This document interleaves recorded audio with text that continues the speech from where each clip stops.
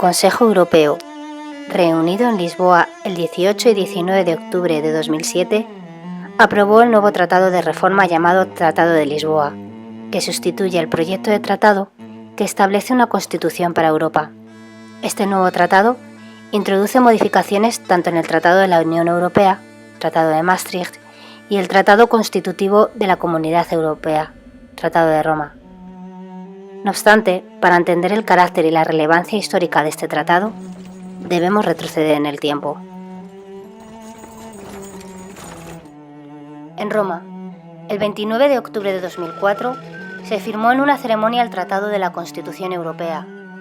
Era un tratado internacional sin ratificar, con la intención de crear una constitución consolidada de la Unión Europea.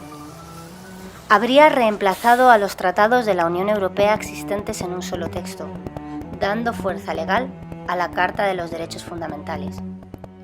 El Tratado de la Constitución Europea debía ser ratificado por los 25 miembros de la Unión antes de finales de 2006. Algunos países como Austria, Chipre, Eslovaquia, Eslovenia, Estonia, Finlandia, Grecia, Hungría, Italia, Letonia, Lituania, Malta y Suecia aprobarían la Constitución única y exclusivamente por vía parlamentaria. Otros países como Bélgica, Dinamarca, España, Francia, Irlanda, Luxemburgo, Países Bajos, Polonia, Reino Unido y República Checa decidieron escuchar la voz del pueblo mediante referéndums. En algunos casos los resultados no serían vinculantes, pero arrojarían luz al dibujo de Europa que los altos mandatarios de la Unión habían trazado. Dos países fundadores, que eran uno de los pilares de la Unión Europea, rechazaron la Constitución. Francia dio la negativa a la Constitución con el 54,87% de los votos en contra, y Holanda, con una altísima participación, dio un rotundo no al tratado con un 61,6% de votos en contra. Y en Inglaterra, donde las encuestas también daban como ganadora al no, Tony Blair pospuso indefinidamente el referéndum, lo que provocó una crisis institucional europea.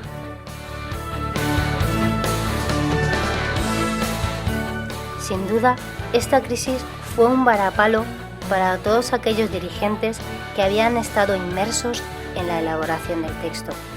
El expresidente francés y uno de los padres de la Constitución Europea, Giscard d'Estaing, pronunció estas palabras previas a la ratificación del Tratado de Lisboa.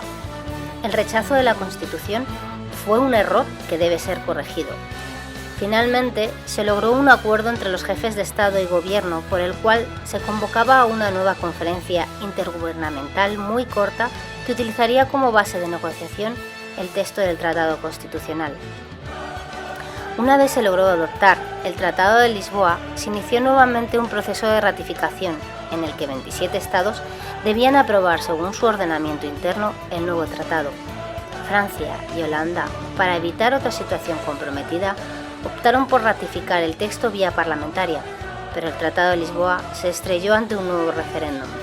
En esta ocasión, el único miembro de la Unión Europea que llevaba el tratado a referéndum, Irlanda, dio un no en una jornada electoral en el mes de junio de 2008, que se caracterizó por una gran abstención, y el 53,4% de los irlandeses votantes rechazaron el Tratado de Lisboa.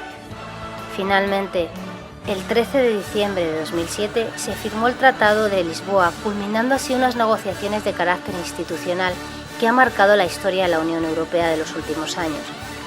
Se puede decir que, salvo cuestiones concretas de no poca importancia, el contenido del Tratado de Lisboa se corresponde con las aportaciones materiales que recogía el Tratado Constitucional. Los propios negociadores de Lisboa no niegan que el tratado firmado utiliza un lenguaje completo para profanos en el tema. Esta fue, entre otras, las quejas de los ciudadanos opositores de la Constitución y del Tratado de Lisboa. Los nuevos puntos más destacados del tratado son los siguientes. Presidente permanente. La Unión tendrá un presidente por un mandato de 2 años y medio prorrogable, representando a la Unión Europea a nivel de jefes de Estado y de Gobierno. Alto representante para política exterior. Este puesto ya existía, pero en el tratado se le da más poder y recursos. Más poderes para el Parlamento Europeo. Los eurodiputados tienen más poder al decidir sobre asuntos en los que hasta el tratado no tenían competencia, como aprobaciones de presupuestos, etc. Más eficiencia en tomas de decisiones. Adopción de acuerdos por mayoría cualificada sustituyendo a la paralizante mayoría absoluta previa. Sistema de voto más democrático. A partir del 2014, para que una decisión pueda aprobarse, será necesario el voto del 55% de los estados, esto es, 15 de 27.